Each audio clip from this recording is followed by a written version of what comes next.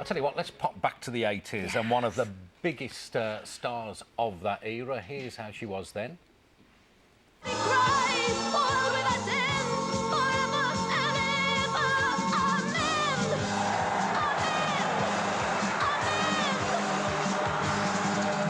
the third we get green and blue bye. On the fourth we send rockets to the sky. On the fifth metal beasts and submarines. On the sixth man prepares his final dream. There that was her then. Hazel O'Connor now, of course. Good morning, Hazel. Good morning. Yeah, gosh, it's the memories looking back at that. I mean, what are your memories at that time of making Breaking Glass, of course? Well, it was such an exciting time because I'd just been discovered as such.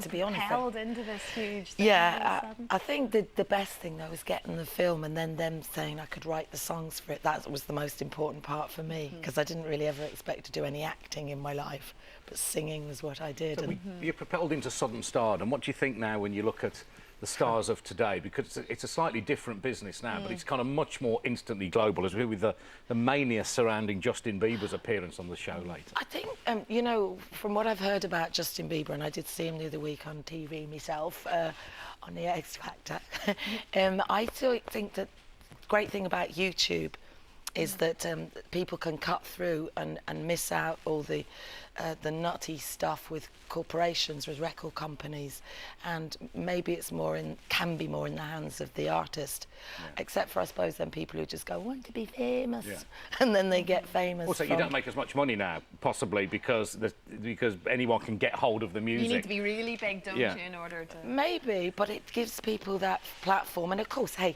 artists never make any money in their first 2 years because it's all taken by their record companies. We're talking about highlights of your career, Hazel, and funny enough, quite a few people mentioned the bra incident.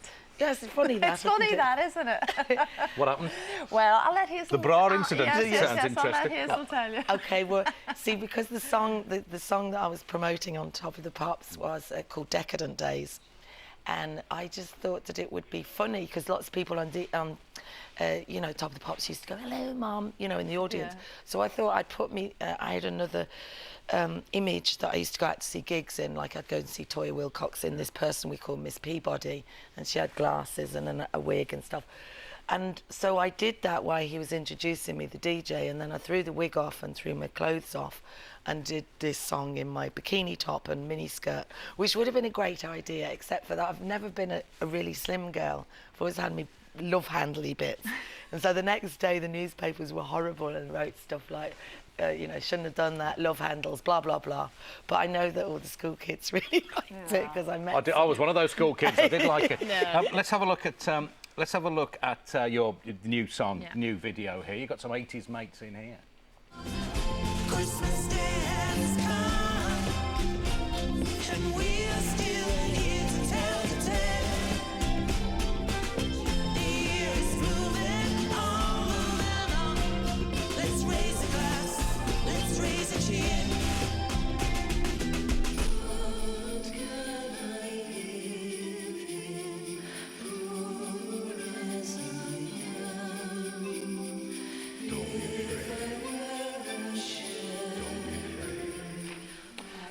So it's a great song and it's a great little cast there, but there's an undeniably sad story behind it. So just tell us what it's for. Okay, 2 years ago, my mum at Christmas time was diagnosed with terminal cancer. She was given approximately 6 months. She's a very feisty woman, and a year went by, Christmas last came, and she was still here to tell the tale. And but she was in the hospice over Christmas time. And I didn't know what to give her for a Christmas gift. Also, my stepfather was dying of cancer.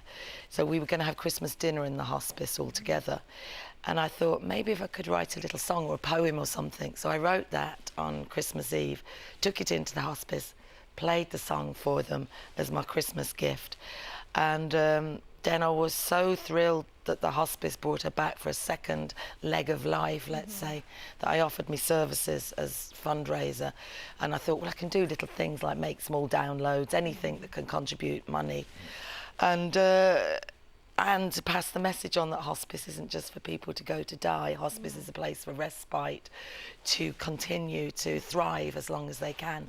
And so then I started asking me mates if they would help, and all of those wonderful people, some beautiful people on there, have all helped. You know, Toya, Carol Decker, Kid Creole, Moya Brennan from Clanad, Neville Staples from The Specials, Rankin Roger.